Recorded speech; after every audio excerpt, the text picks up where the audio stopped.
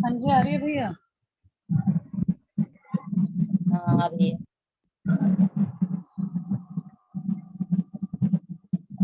मंगल में मंगल करम वीतराग विज्ञान, नमो ताहि जाते भय करि मंगल करि हो महा, ग्रंथ करण को काज जाते मिले समाज सब, आवे निज बदला। वर्तमान प्रसंग को देखते हुए हमने 12 भावनाओं पर अपनी चर्चा प्रारंभ करी है।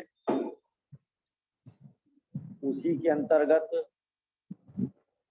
जहाँ संसार में सब कुछ अनित्य है, जितने भी संयोग हैं ये देह है, और देह के संपर्क में आने वाले जितने भी पदार्थ हैं सब नश्वर हैं, अनित्य हैं। तो इन नश्वर वस्तुओं के बीच में एक शुद्धात्म तत्व है अपना, वो नित्य है, शाश्वत है। वही मेरे लिए सर्व समाधान कारक, दुखों का नाश करने वाला, तारण तरण, संकट हरण, शाश्वत सुख को देने वाला है। जब ये बात हमारे बीच में आई तो हमें सहजानंद वर्णी जी की सहज कुछ पंक्तियां याद आ गई। आत्म कीर्तन में उन्होंने शुद्धात्मा के ही गीत गाए हैं। बीच में आवाज आ रही है, किन्हीं का स्पीकर खुला हुआ है, आप देख लीजिए। वर्तमान प्रसंग में अभी जो पिछली क्लास चल रही थी, लास्ट में उसमें भी एक मार्मिक बिंदु हमारे सामने आ रहा था। यूं तो आत्मा में अनंत गुण हैं, और उन अनंत गुणों में एक गुण अस्तित्व नाम का भी है, जो कि सामान्य गुण कहा जाता है। अस्तित्व गुण का स्वरूप ये है कि जिस शक्ति के कारण द्रव्य का कभी नाश नहीं होता, उसे अस्तित्व गुण कहते हैं। सभी को समझ में आया? क्या कहा? लघु जैन सिद्धांत प्रवेशिका में ये परिभाषा है, जिस शक्ति के कारण द्रव्य का कभी नाश नहीं होता, उसे अस्तित्व गुण कहते हैं। मैं भी एक द्रव्य हूं, है ना। इस जगत में 6 द्रव्य हैं: जीव, उद्गल, धर्म, अधर्म, आकाश और काल। तो इन 6 द्रव्यों में मैं भी एक द्रव्य हूं, और मुझ में भी अस्तित्व गुण है। तो इस न्याय से, इस सिद्धांत से मेरा भी कभी नाश नहीं होता। ख्याल में है कि नहीं आया? इस वस्तु स्वरूप को समझने से अनंत निर्भयता आती है।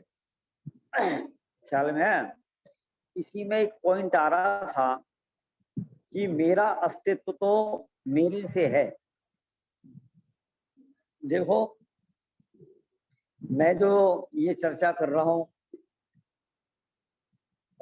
जो हमने क्लास प्रारंभ करी है, केवल इस उद्देश्य से करी है कि आज हम सभी के परिणाम विचलित हो रहे हैं, चारों ओर हाहाकार मच रहा है। तो अब जिस भावना से हमने क्लास शुरुआत करी है, अब उसमें अपन कोई भी चर्चा करें, माने हमारे एक ही उद्देश्य की पूर्ति करेगी। हमारा उद्देश्य है कि किसी भी प्रकार से हमारे परिणामों में समता आनी चाहिए। समझ है ना? तो इसलिए क्या कहा, उसमें एक पॉइंट आया था कि मेरा अस्तित्व तो मेरे से है। क्या बात है! हम क्या मानते हैं कि बेटा रहेगा तो मैं रहूंगा, और बेटा नहीं होगा तो मैं मर जाऊंगा। शरीर रहेगा तो मैं रहूंगा, और शरीर नहीं रहेगा तो मेरा क्या होगा? पैसा होगा तो मैं रहूंगा, और पैसा नहीं होगा तो मेरा क्या होगा? मैं मर जाऊंगा।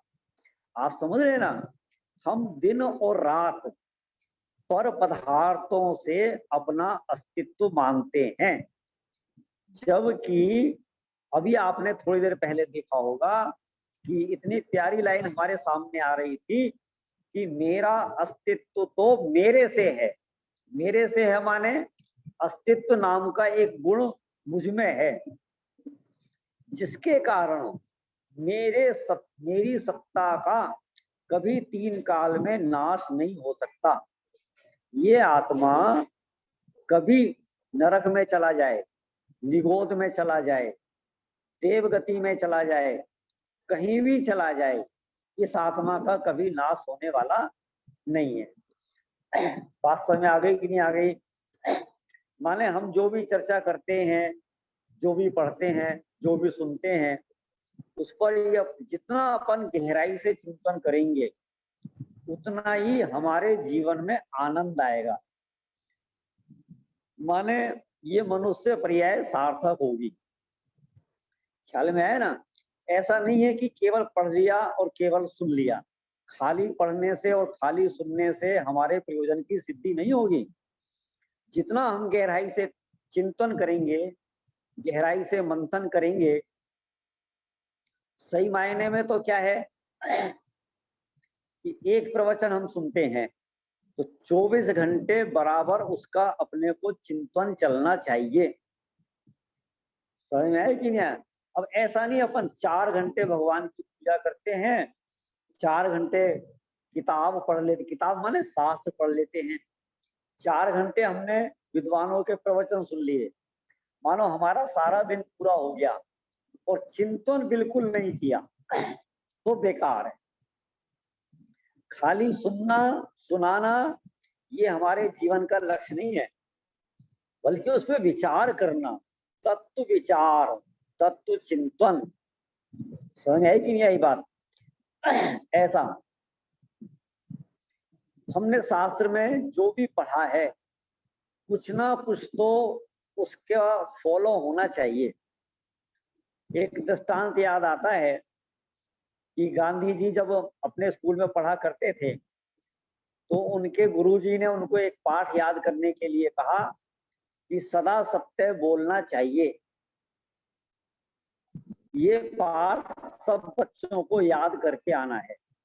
अगले दिन एक एक बच्चे से पूछा कि बेटा पाठ याद हुआ? क्या याद किया?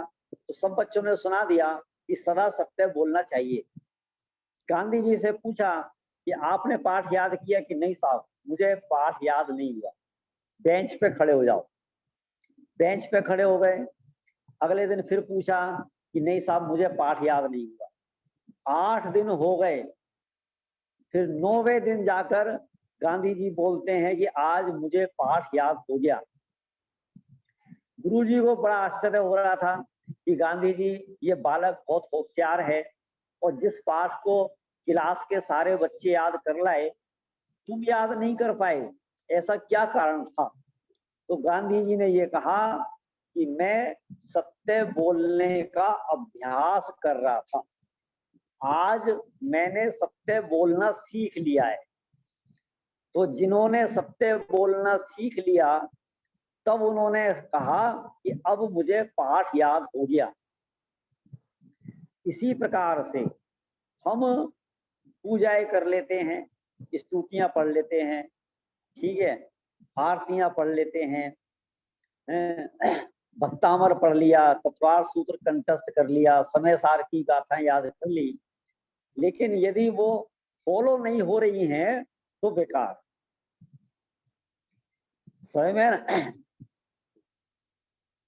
पता है? आत्मज्ञान ही ज्ञान है, शेष सभी अज्ञान।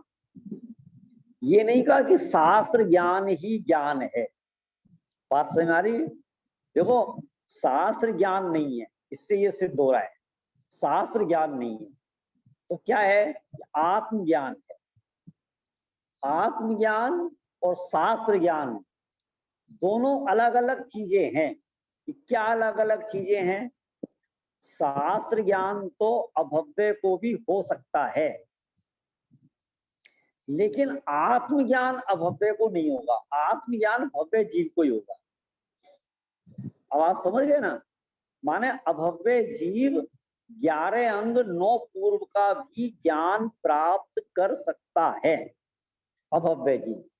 तो आज अपने को जितना शास्त्र ज्ञान हो जाए तो उसमें अपने को क्या अभिमान करना, क्या गुमान करना। हमने इतना पढ़ लिया, आज अपने को स्वाध्याय करते करते 10 साल हो गए, हमने इतने ग्रंथ पढ़ लिए, ठीक है, इतनी गाथाएं याद कर ली, तत्वार सूत्र जी हमें याद है, हम प्रतिदिन पूजा करने जाते हैं, पूजन पाठ प्रदीप की सारी पूजाएं हमें याद हैं, लेकिन इस सूक्ष्म ज्ञान की रत्ती भर भी कीमत नहीं है। आप सोचो कि सारा जीवन अपन ने ये सब कंठस्थ कर लिया, कंठस्थ कर लिया, और हमारे सिर पे जरा सी चोट पड़ जाए और ये जीव कोमा में चला जाए, तो बोलो शास्त्र ज्ञान कितना याद है? और कदाचित इस जीव की पर्याय बदल जाए, दूसरी पर्याय में चला जाए, यहाँ इसको इतने सारे ग्रंथों की गाथाएं याद थी, तो अगले भव में इसको कितनी गाथाएं याद रहने वाली हैं। माने अगली पर्याय में इसको नमोकार मंत्र की पहली क्लास में बैठकर सीखना पड़ेगा। समझ में आई कि नहीं आई बात? ऐसा तो आप देखिए, इस सूक्ष्म ज्ञान की कोई कीमत नहीं है। अब हम आगे अपनी बात को ले चलते हैं, क्योंकि ये बात तो हमारी पिछली क्लास से आ गई थी, जो आज के प्रसंग में बहुत अच्छी लग रही थी, कि जिस शक्ति के कारण माने मेरा कभी नाश नहीं होता, और मेरा अस्तित्व तो मेरे से है, किसी पर पदार्थ से नहीं है, शरीर से नहीं है, परिवार से नहीं है, पैसे से नहीं है, संयोगों से नहीं है। शरीर कल छूटता हो, आज छूट जाए, लेकिन मुझ में कुछ कम होने वाला नहीं है। ये विचार अपने को बराबर रखना चाहिए। अब अपन आगे चलते हैं। आगे देखिए, जो हमने आत्म कीर्तन में बात प्रारंभ की थी कि ज्ञान से ज्ञान में ज्ञान ही हो, कल्पनाओं का एकदम विलय हो। ये बात हमने समय सार के आधार से उसको आधार बनाकर की थी कि ये ज्ञान ज्ञान से होता है, और ज्ञान में ज्ञान है, बाकी कुछ नहीं है। ठीक है, अपन ये कहते हैं कि भगवान के ज्ञान में लोकालोक झलकता है। कहते हैं कि नहीं कहते ये बात? अब बताओ, भगवान के ज्ञान में लोकालोक झलकता है, ये बात निश्चय से है कि व्यवहार से? बोलो, कोई बताओ, निश्चय से है कि व्यवहार से? भगवान के ज्ञान व्यवहार से है भैया, है, व्यवहार से है, व्यवहार से। व्यवहार से। प्रिंस भाई सोच समझ के बोलना, नहीं तो मैं स्पष्ट भी करा सकता हूँ।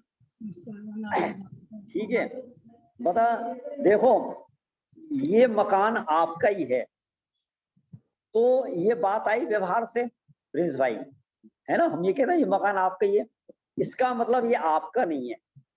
तो भगवान के ज्ञान में लोकालोक झलकता है, यदि आप इसको व्यवहार कह रहे हो तो इसका मतलब झलकता नहीं है, वैसे ही कह रहे हैं, झलकता नहीं है।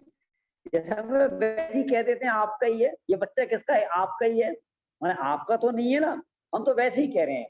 व्यवहार से ऐसी, निश्चय से तो ये मेरा ही है, व्यवहार में ऐसे ही कह देते आपका ही है, तो इसका मतलब सच्चाई तो ये है कि आपका नहीं है।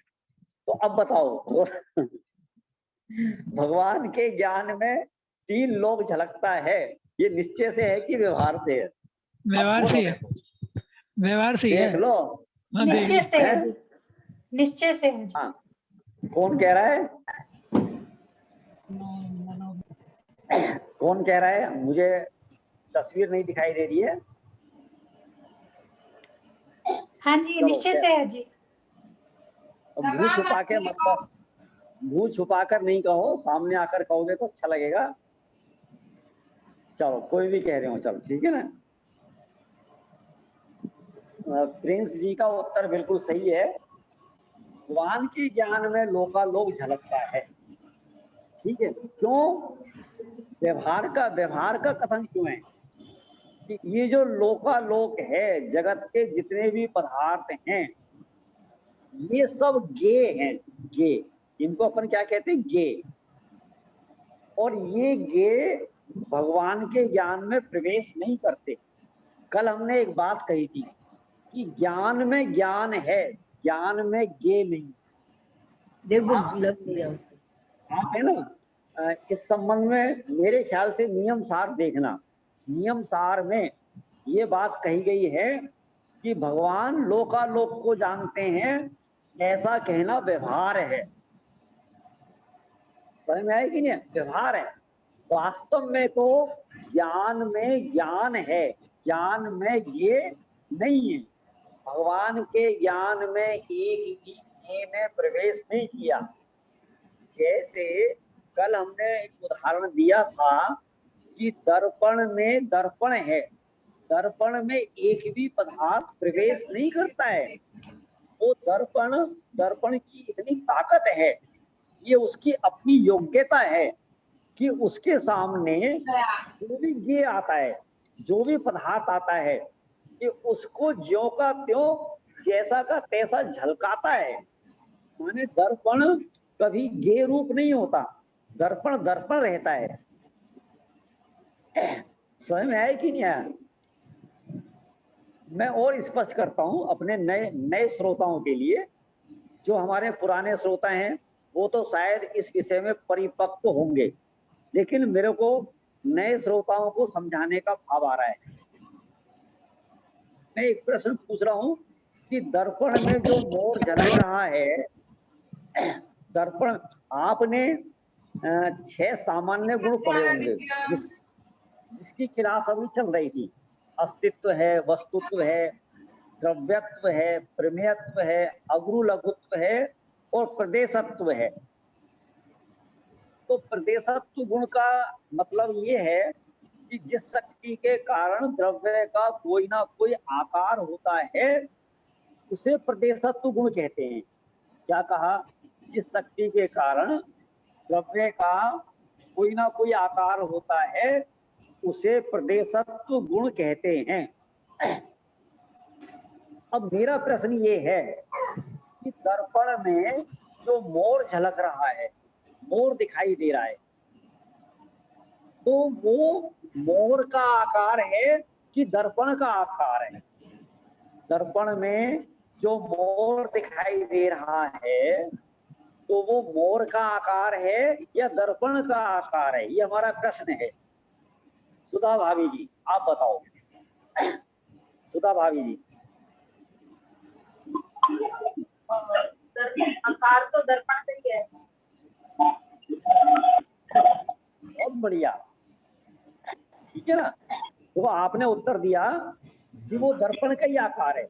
यदि कोई ये कहता है कि मोर का आकार है, तो क्या मोर का आकार दर्पण में प्रवेश कर गया? आकार माने प्रदेशत्व गुण, ठीक है ना।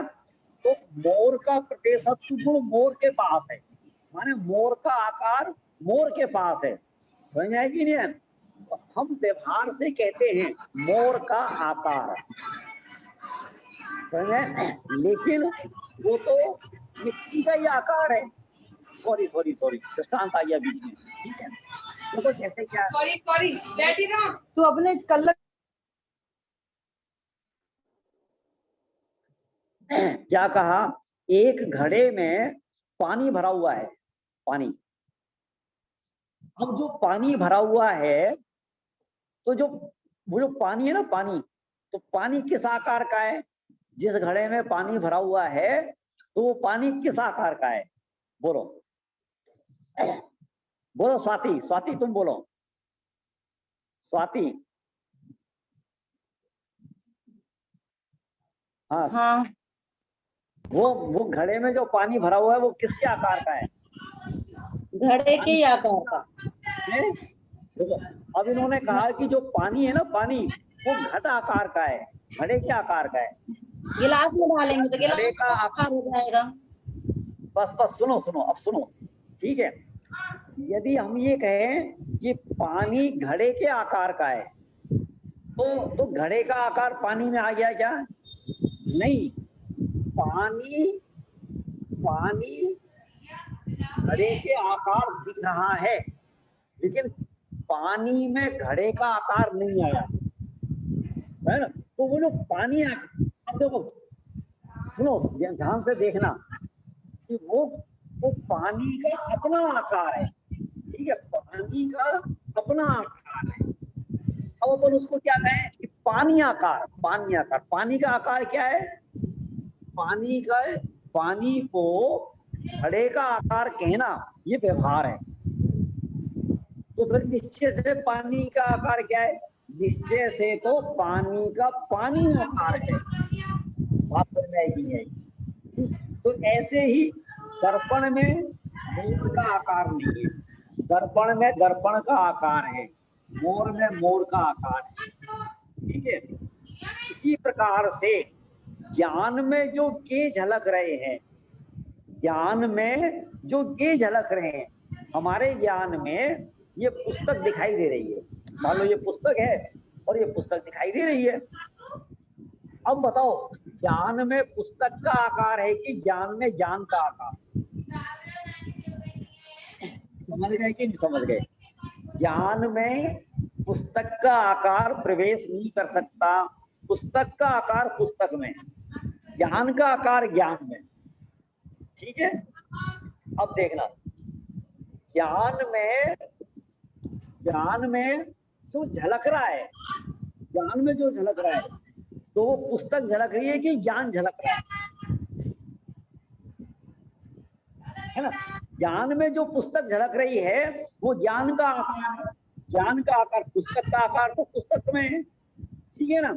तो इसलिए इस न्याय से सचमुच में तो ज्ञान में ज्ञान झलक रहा है, ज्ञान में ये, कल एक लाइन आई थी ना, ये झलकन भी गायक है, ये झलकन भी, इसमें नहीं गे महकते, इसमें नहीं गे महकते, ऐसा, ठीक है। तो अब जो हमारी बात आई थी कि ज्ञान में ज्ञान झलक रहा है, ठीक है। कल एक प्रश्न खड़ा किया था कि हमें ये आत्मा जानने में आ रहा है कि नहीं आ रहा है? तो सही मायने में तो ज्ञान में हमारा आत्मा ही जानने में आ रहा है। कल ये बात कही ना, सब लोगों को ये रहता है कि हमें आत्मा जानने में क्यों नहीं आ रहा है, आत्मा जानने में क्यों नहीं आ रहा है? भैया आत्मा ही जानने में आ रहा है, कुछ और जानने में आ ही नहीं रहा। ज्ञान किसका है? कि ज्ञान आत्मा का है। तो ज्ञान में क्या? ज्ञान में ज्ञान ही झलक रहा है, ज्ञान में ज्ञान ही जानने में आ रहा है, और ज्ञान माने आत्मा, ज्ञान स्वरूप आत्मा। अब क्या है, हमें उसको पकड़ना है। देखो हम कहते हैं ना सामायिक है, ध्यान है, तो उसमें बैठ के क्या करेंगे अपन? यही तो करना है ना कि ये जो ज्ञान में जानने में आ रहा है, बस वो ही मैं हूं, इतना सा आपको पकड़ना है ध्यान में बैठ के, और कुछ नहीं करना। आत्मा जानने में आ जाएगा। जानने में क्या आ जाएगा? आत्मा तो जानने में आ ही रहा है। समझ में है कि नहीं है? जिस दिन आपको आत्मा जानने में आएगा, सबसे पहले तो आपको बहुत बड़ा आश्चर्य होगा। इस बात का आश्चर्य होगा, अरे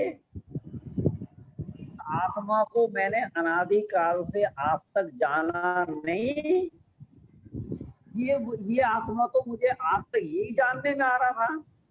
बताओ, मैं इसका विश्वास नहीं कर पाया, मैं इसको पकड़ नहीं पाया।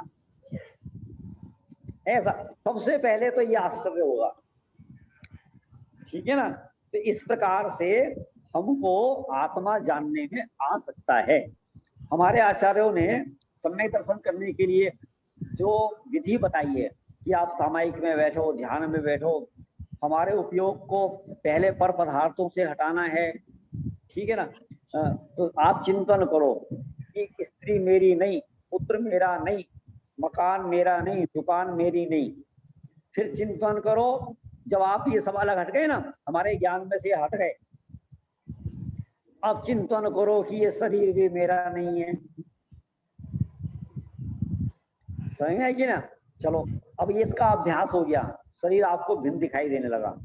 फिर आप चिंतन करो ये रागादि भाव भी मेरे नहीं है। आपका उपयोग सिमटना चाहिए, एकाग्र होना चाहिए, ये नहीं शब्दों में नहीं, विकल्पों में नहीं, आपका उपयोग वहां से हटना चाहिए। फिर धीरे धीरे करके राग भी मेरा नहीं, उसके बाद देखो राग मेरा नहीं है तो ज्ञान मेरा है, दर्शन मेरा है, चारित्र मेरा है, मैं सुख स्वरूप हूँ, मैं सिद्ध समान हूँ, मैं ज्ञानानंद स्वभावी हूँ, मैं परद्रव्य से रहित हूँ, प्रभावों से रहित हूँ। फिर आपको धीरे धीरे जब आपके विकल्प सिकुड़ते चले जाएंगे, सिमटते चले जाएंगे, अब एक दो विकल्प रह गए, थोड़े से विकल्प रह गए कि मैं ज्ञान स्वरूप हूँ, मैं दर्शन स्वरूप हूँ, फिर आपको धीरे धीरे ये विकल्प भी नष्ट करना है। मैं ज्ञान स्वरूप हूँ, मैं दर्शन स्वरूप हूँ, मैं तो बस ज्ञायक हूँ, मैं ज्ञायक हूँ, मैं ज्ञायक हूँ, मैं ज्ञायक हूँ। ठीक है, जब आप यहाँ तक पहुंच जाएंगे, फिर मैं ज्ञायक हूँ, ये विकल्प भी आपका ठहर जाएगा। जब ये विकल्प ठहर जाएगा तो उसी क्षण आपको सम्यक दर्शन हो जाएगा और आत्मा दिखाई दे जाएगा। समझ में आई कि नहीं आई बात? देखो कितना सरल काम, और आज आपको लग रहा है कि नहीं लग रहा है सरल काम है? क्यों अनिल भाई साहब, आनंद आ रहा है कि नहीं आ रहा है? इस चर्चा में किसको आनंद नहीं आएगा? किसको आनंद नहीं आएगा? समझ में आया कि नहीं आया? क्या कहा? ज्ञान से ज्ञान में ज्ञान ही हो, कल्पनाओं का एकदम विलय हो, भ्रांति का नाश हो, शांति का वास हो। भ्रांति और शांति ये दोनों विरोधी तत्व हैं। भ्रांति होगी तो शांति नहीं होगी, और शांति होगी तो भ्रांति नहीं होगी। भ्रांति माने अज्ञान, अज्ञान। ये शरीर मेरा है, शरीर से सुख होता है, शरीर के मरने पर मैं मरता हूँ, शरीर के पैदा होने पर मैं पैदा होता हूँ। आश्रम में आनंद आता है, मोक्ष अच्छा नहीं लगता, संवर अच्छा नहीं लगता। ये सब भ्रांतियां हैं, भ्रांतियां हैं। पैसे में सुख है, भ्रांति है या सुख है? सोचो आप, है ना। मकान में सुख है, संसार में सुख है ना, स्वर्ग में सुख है।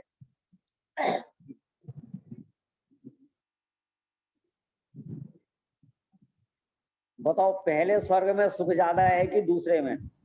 जहाँ सुख नहीं है वहाँ सुख मानना ही तो भ्रांति है। सुनो सुनो सुनो, दूसरे स्वर्ग में सुख ज्यादा है कि 16वें में? 16वें में ज्यादा है कि ऊपर अनुदिश में? अनुदिश में ज्यादा है कि अनुत्तर में? कि भाई साहब स्वर्ग में सुख है ही नहीं। स्वर्ग में सुख मानना भ्रांति है, भ्रांति। भ्रांति का नाश हो तो शांति का वास हो, भ्रांति का नाश हो, शांति का वास हो, ब्रह्म प्यारे। ठीक है, सुनो, सारा जगत क्या कहता है?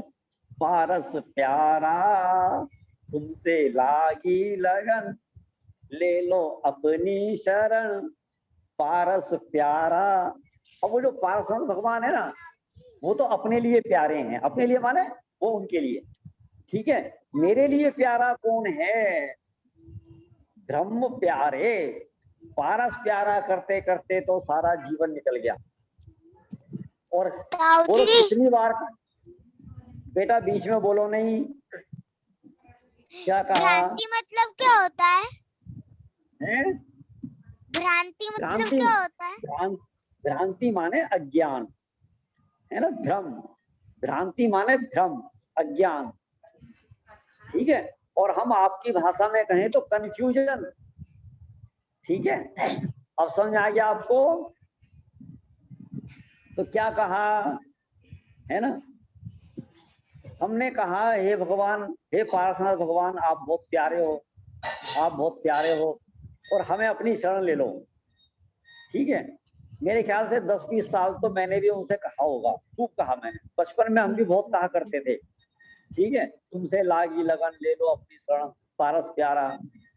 लेकिन आज तक मुझे उन्होंने अपनी शरण में लिया नहीं, मुझे बड़ी नाराजगी हो गई, और मैंने तो उनसे कहना बंद कर दिया कि अपनी शरण में ले। समझ में आई कि नहीं? अरे 10-20 साल कह लिया, और आदमी एक बार में समझ जाता है, दूसरी बार तीसरी बार, माने इतना कहा और आज तक उन्होंने अपनी शरण में नहीं लिया। अब क्या करें अपन? हाँ समझे ना। फिर उन्होंने एक दिन मेरे से कहा 10-20 साल बाद, ले लो अपनी शरण। किसने कहा?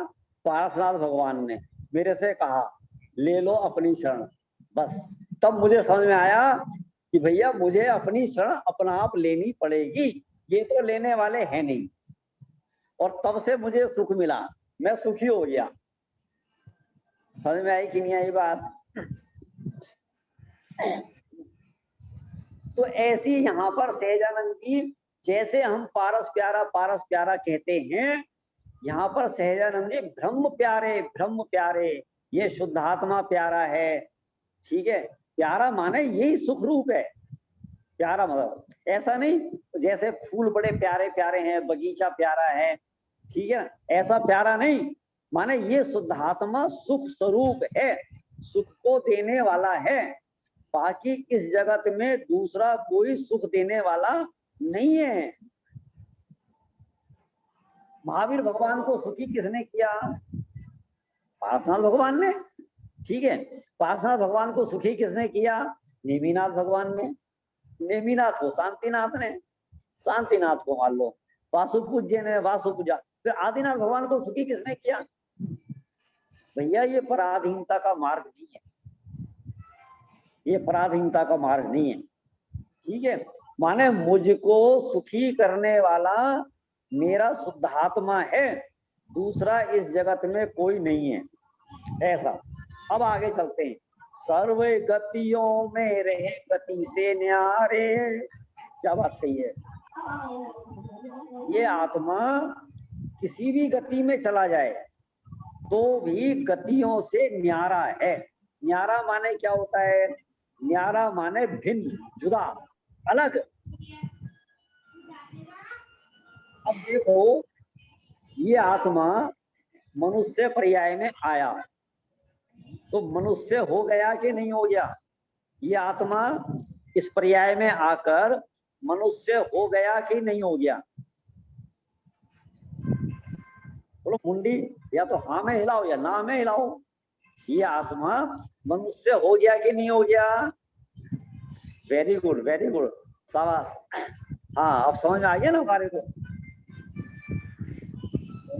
यदि मनुष्य हो जाता, ये मनुष्य हो जाता तो फिर कभी सिद्ध भगवान नहीं बन सकता था। ख्याल में है कि नहीं? सर्व गतियों में रहे गति से न्यारे, जैसे सोने की अंगूठी कीचड़ में गिर जाए तो भी कीचड़ से अलग है, न्यारी है, न्यारा है।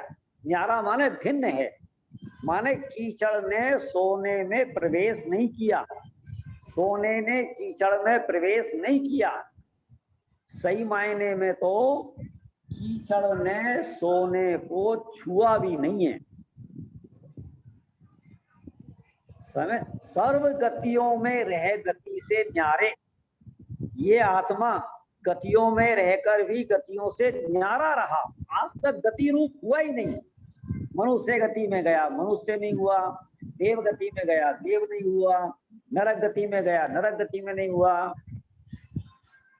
और ये मूर्ख जिस पर्याय में जाता है, जिस गति में जाता है, अपने आप को उस रूप ही अनुभव करता है।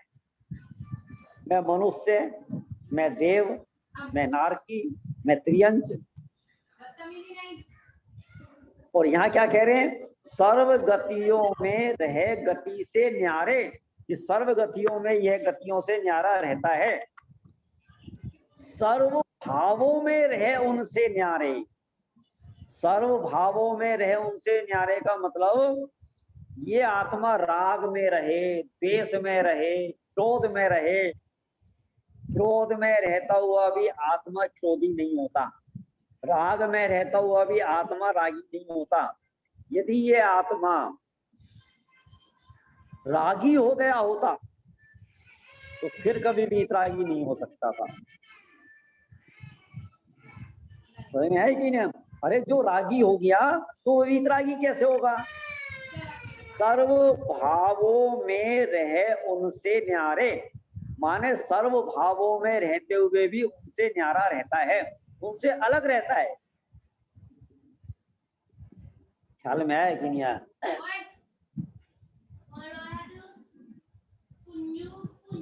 पानी अग्नि के संयोग में आया, माने अंगीठी पे रखा तो पानी कैसा हो गया? गर्म हो गया। बोलो, मुंडी हिलाओ, हाँ या ना में। पानी गर्म हो गया क्या? गर्म हो गया पानी। अब इसमें कुछ लोगों की हाँ और कुछ लोगों की ना, ठीक है। अग्नि के संयोग से देखो, ध्यान से सुनना, अग्नि के संयोग से पानी को गर्म कहा जाता है, लेकिन पानी गर्म नहीं होता। क्या कहा? ये समझना आप। अग्नि के संयोग से पानी को गर्म कहा जाता है, ठीक है। उष्णता, उष्णता किसका स्वभाव है? अग्नि का। और शीतलता किसका स्वभाव है? पानी का। समझ में ना?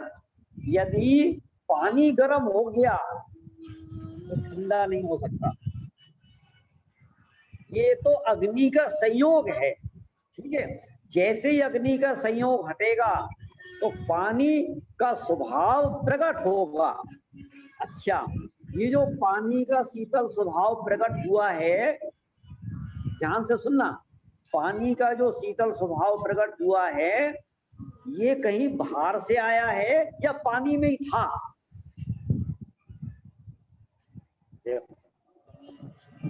क्या गजब की बात है? ये जो पानी ठंडा हुआ है ना, शीतल हुआ, तो ये इसका शीतल स्वभाव बाहर से कहीं से नहीं आया, अरे पानी में ही था, तो फिर प्रकट हुआ। ये क्यों कह रहे हैं? ख्याल है? बस इसलिए कि वो अग्नि के संयोग से उष्णता दिख रही थी, बस। ऐसे ही क्या है, कर्म के संयोग से, द्रव्य कर्म के निमित्त से आत्मा में रागादि भाव होते हैं, तो उन कर्मों के निमित्त से यह आत्मा रागी हुआ, ऐसा कहा जाता है। लेकिन आत्मा रागी नहीं होता। समझ में आएगी?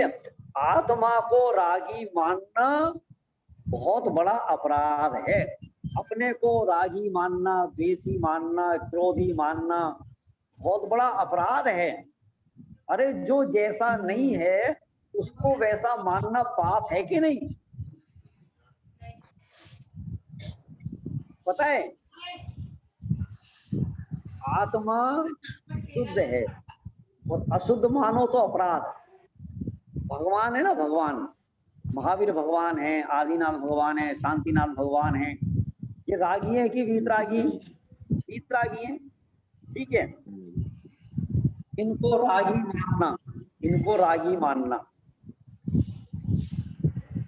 या इनको रागी करना, करना देखो करना, करना से आप समझ रहे हो, करना माने हमने इन वीतरागियों को रागी बना दिया। कैसे बना दिया? पार्श्वनाथ भगवान हमारी रक्षा करते हैं, शांतिनाथ भगवान हमारे को शांति देते हैं, महावीर भगवान से पुत्र रत्न की प्राप्ति होती है, इनकी सेवा से हमारी दुकान चलती है, इनकी भक्ति से घर में शांति आती है। बताओ ये कौन क्या करता है? शांतिनाथ भगवान शांति देते हैं क्या? बताओ किसको शांति देंगे? जैनियों को देंगे क्या? जैनियों को, जैनियों को देंगे, अजैनियों को थोड़ा देंगे। अरे जो जैनी पूजा करे उनको तो देंगे। तो क्या हो गया? जैनियों के प्रति राग हो गया और अजैनियों के प्रति द्वेष हो गया। अब जैनियों में भी किसको देंगे भैया? जो शांति विधान करेगा, शांति धारा करेगा, जो मोटी बोली लेगा उसको तो शांति मिलेगी, बाकी सबको शांति थोड़ी ना देंगे। अब जो शांति करे विधान करेगा उससे तो हो गया राग, और जो शांति विधान नहीं करेगा उससे हो गया द्वेष। चलिए अब 24 तीर्थंकर हैं तो सारी दुनिया शांतिनाथ भगवान को पूछती है, उन्हीं से शांति मांगती है, तो बाकी के भगवान क्या सोचेंगे? लो भैया हम तो कुछ कर ही नहीं सकते, ठीक है इसे तो मैं देखूंगा। अच्छा मैं तेरे को शांति नहीं दे सकता, अब बताऊंगा मैं। यानी आप देखो कितना विसंवाद खड़ा हो जाएगा। इसलिए हमारे भगवान यानी वीतरागी भगवान वो किसी को शांति नहीं देते, सुखी नहीं करते, सब कोई सुखी नहीं करते। भैया तू दुखी मत हो, दुखी भी तो नहीं करते ना। अरे सुखी नहीं करते तो दुखी भी नहीं करते, तू टेंशन काय को लेता है? ठीक है, तो जैसे इन भगवान को रागी बनाना अपराध है, वैसे ही जो हमारे देह देवल में विराजमान आत्मा है स्वभाव से वो वीतरागी है, लेकिन यदि हम उसको रागी बनाते हैं, रागी मानते हैं, तो ये भी उतना ही बड़ा अपराध है। ये बात समझ में आई कि नहीं आई? है ना? एक आप मंदिर में जाओ और मंदिर में जाकर वीतरागी भगवान के टीका लगाई आओ, पैर में चंदन लगाई आओ, उनको माला पहनाई आओ, बहुत बड़ा पाप है। और वो पाप अपने को दिखाई देता है क्योंकि हमने वीतरागी को रागी बनाया है। ऐसे ही स्वभाव से मेरा शुद्धात्मा है और उसको यदि अपन रागी मानते हैं तो एक वीतरागी को रागी बनाने का अपराध किया है। समझ में आ रहा है कि नहीं आ रहा? तो सर्व गतियों में रह गति से न्यारे, सर्व भावों में रहे उनसे न्यारे, सर्वगत आत्मगत रत्न नाही बेरत ब्रह्म प्यारे। क्या कहा? ये आत्मा सर्वगत होते हुए भी आत्मगत है और आत्मगत होते हुए भी सर्वगत है।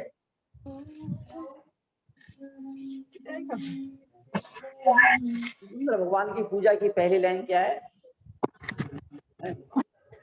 शुरू से श्रीमंदिर भगवान की पहली पूजा, कर सीमित निज ज्ञान को प्रगट्यों पूर्ण ज्ञान। नहीं, उससे पहले लाइन याद नहीं आ रही है? ठीक है, देखो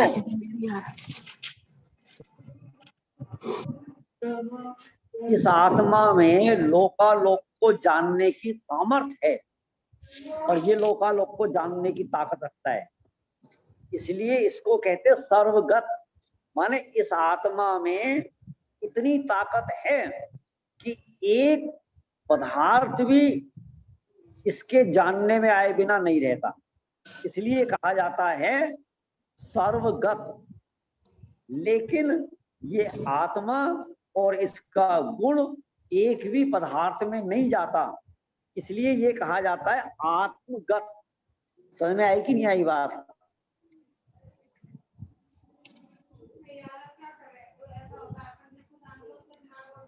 बोलो, सर्वगत और आत्मगत, ये आत्मा आत्मा में ही रहता है, पर पदार्थ में नहीं जाता, ये आत्मगत है ना। और एक भी पदार्थ इसके ज्ञान में आए बिना रहता नहीं है, इसलिए सर्वगत। दोनों स्वभाव समझ में आ गए कि नहीं आ गए? जैसे आप मेरे सामने बैठे हो और मैंने पूछा कि आपका कहाँ ध्यान है, कहाँ चले गए थे आप, आपको समझ में नहीं आ रहा, तो आपने कहा जरा मैं ना मैं ना दुकान चला गया था, मुझे वहां की याद आ गई। दुकान चले गए तो आप तो यहाँ बैठे हो, ठीक है, तो दुकान चला गया था इसका क्या मतलब है?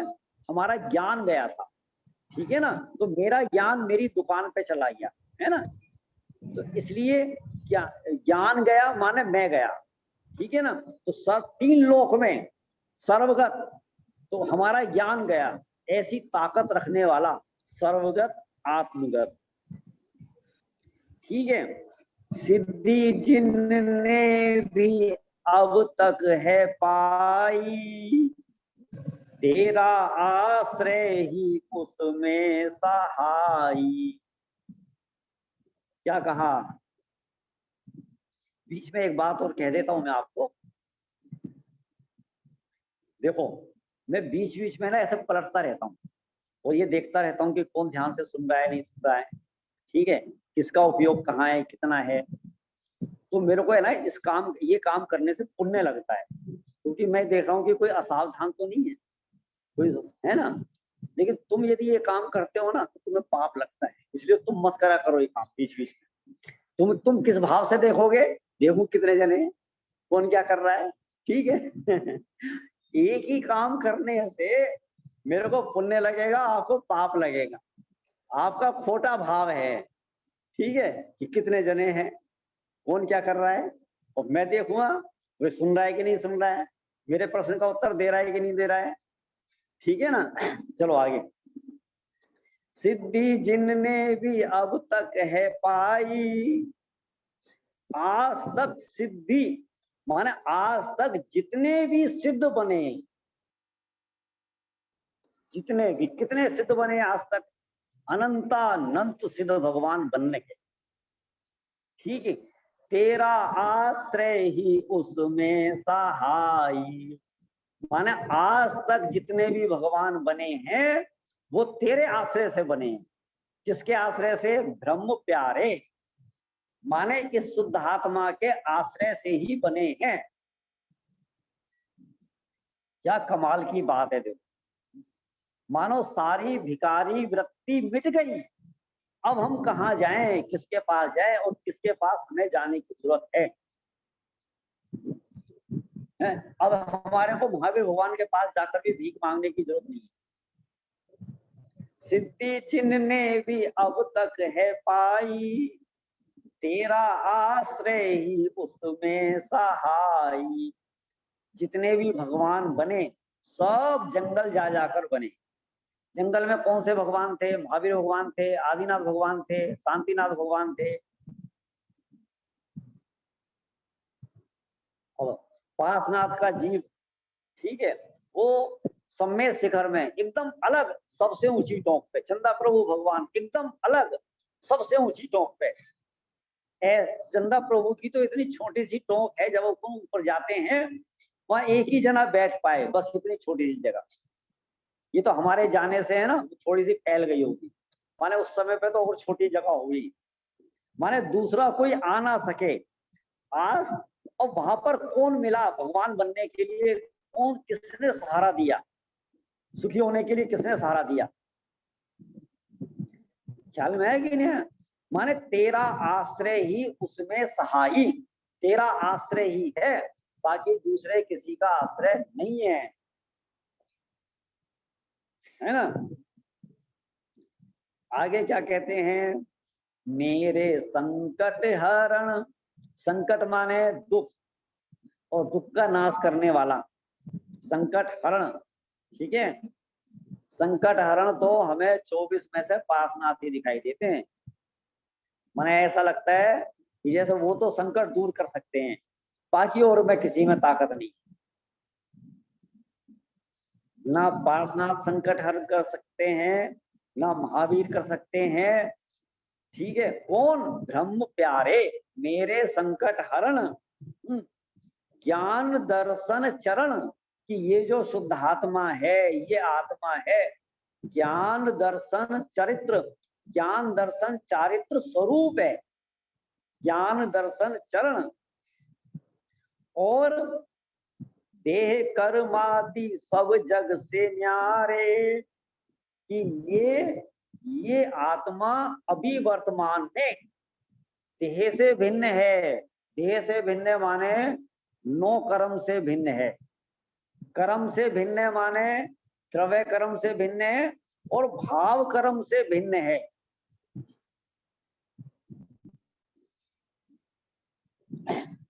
समय सार की गाथा है। समय सार की अहम एक को खलुस दो दंसन नाण मयो सदा अरूपी। ठीक है, उसका हिंदी अर्थ क्या है? कि मैं एक दर्शन ज्ञान में नित्य शुद्ध हूँ, रूपी नहीं। ये अन्य सब पर द्रव्य किंचित मात्र भी मेरे नहीं। तो अब वहां पर उस गाथा में का शुद्ध, शुद्ध माने क्या होता है? हमने पहले भी आपको बताया था। 6 ढाला में सिद्ध भगवान को शुद्ध कहा। क्यों कहा शुद्ध माने क्या? 6 ढाला की पंक्ति, ज्ञान शरीरी त्रिविध कर्म मल। ठीक है, क्या कहा? 3 प्रकार के मल, 3 प्रकार के मल है ना। मल माने मैल, समझ गए ना, जिनसे अशुद्धता होती है। मल किसको कहते हैं? जिससे मलिन होता है। तो ये आत्मा काय से मलिन होता है? त्रिविध कर्म मल। ठीक है, उनका नाम क्या है? द्रव्य कर्म, भाव कर्म और नो कर्म। त्रिविध कर्म मल वर्जित सिद्ध महंता। ठीक है, 3 प्रकार के कर्मों से रहित सिद्ध भगवान महान है और शुद्ध हैं। ज्ञान शरीरी त्रिविध कर्ममल वर्जित सिद्ध महंता। ऐसे यहाँ पर क्या कह रहे हैं? देह कर्मादि सब जग से न्यारे। कि ये आत्मा देह माने 9 कर्म से न्यारा है, कर्म से न्यारा है माने द्रव्य कर्म भाव कर्म से न्यारा है। अब आगे एक बात और बड़ी कह रहे हैं। क्या बड़ी कह रहे हैं? गुण व पर्याय भेद से भी पारे। कि ये आत्मा गुण पर्याय के भेद से भी रहित है।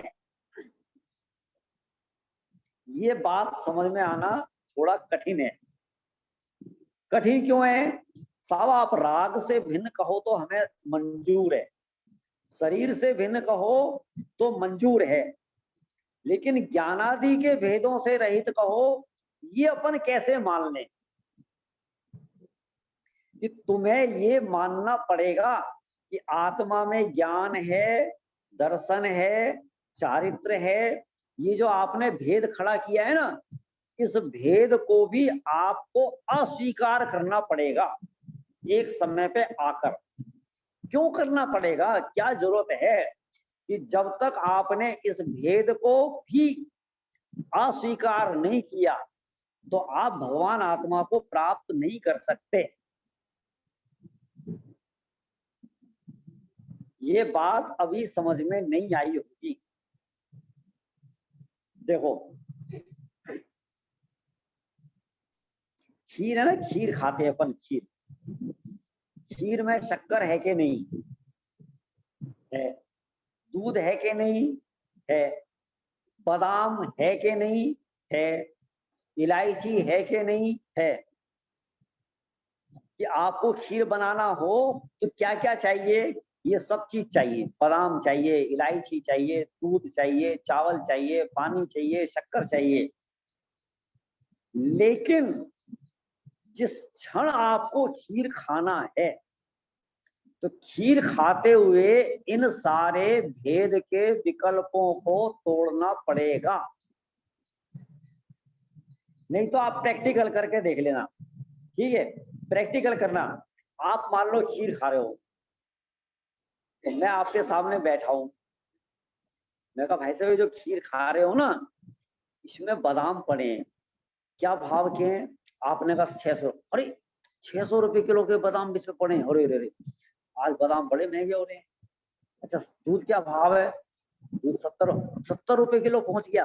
अरे रे, आप पता है क्या कहोगे थोड़ी देर बाद कि साहब अभी आप चुप रहो, मेरे को पहले खीर का आनंद लेना।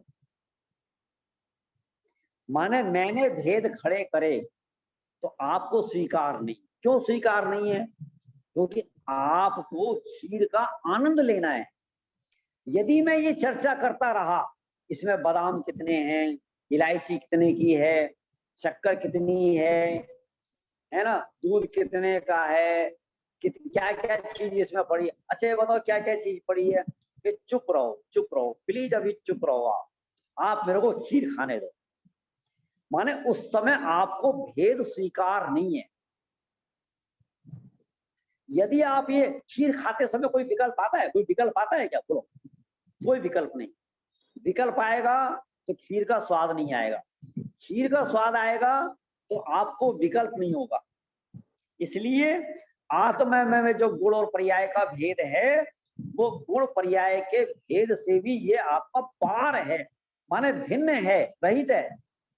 ऐसा गुण व पर्याय के भेदों से पारे, नित्य अंत अचल, गुप्त यायक अमल, ब्रह्म प्यारे। अब आज इस आत्म कीर्तन को अपन पूरा कर देते हैं, ठीक है ना? क्योंकि कल भी चर्चा चली, आज भी चर्चा चली, समय हो रहा है, कल अपन दूसरी चर्चा प्रारंभ करेंगे। तो ये शुद्ध आत्मा कैसा है? नित्य है, अचल है, गुप्त ज्ञायक है, अमल है, मल से रहित है, ब्रह्म प्यारे। अंतिम चरण, आपका आप ही प्रेय तू है, माने स्वयं के लिए सबसे प्रिय यदि कोई चीज है तो वो मैं ही हूं। प्रेय माने प्रिय, डिक्शनरी खोल के देखना, प्रेय माने प्यारा। आपका आप ही प्रेय तू है, सर्व श्रेयों में नित श्रेय तू है। इस संसार में श्रेष्ठ सर्वोत्कृष्ट यदि कोई वस्तु है मेरे लिए तो वो है मेरा आत्मा। सर्व श्रेयों में श्रेय तू है। सहजानंदी प्रभो, सहजानंदी कौन? मैं। अब यहाँ पर वो बन रहे, कभी नहीं लेना, आप रचयिता नहीं लेना, सब सहजानंद के धनी हैं, सहज आनंद स्वरूप हैं, इसका मतलब है सहजानंदी। अंतर्यामी विभो, अंतर्यामी माने हे महावीर भगवान आप अंतर्यामी हैं। क्यों है अंतर्यामी? क्योंकि आप मेरे अंदर की सारी बातें जानते हो। नहीं, ख्याल में, अपने अनंत गुणों को जानने के स्वभाव वाला भी मैं हूं, माने मेरे लिए मैं ही अंतर्यामी हूं, ये आत्मा ही अंतर्यामी है। अंतर्यामी विभो ब्रह्म प्यारे, तेरी भक्ति में क्षण जाए सारे। इस मनुष्य पर्याय के एक एक क्षण इस शुद्धात्मा की भक्ति में ही जाना चाहिए। माने क्या? एक ही धुन, एक ही लगन, एक ही रुचि। माने मैं कौन हूं, मेरा क्या स्वरूप है? मैं ज्ञान स्वरूप हूँ, दर्शन सुख स्वरूप हूँ, आनंद स्वरूप हूँ। इस प्रकार से इसकी बराबर लगन लगे, इसी का नाम आत्मा की भक्ति है। और इस भक्ति के माध्यम से ही हम सुखी हो सकते हैं, हमारे संसार का क्षय हो सकता है, हम जन्म मरण के दुखों से छूट सकते हैं। तो ऐसे जन्म मरण के दुखों से हम सभी छूटे हैं, इसी मंगल भावना से हम यहाँ पर विराम लेते हैं। चावाणी के ज्ञान से सूझे लोकालोक, सोवाणी मस्तक नमो अरिहंताणम, नमो सिद्धाणम, नमो आयरियाणम, लमो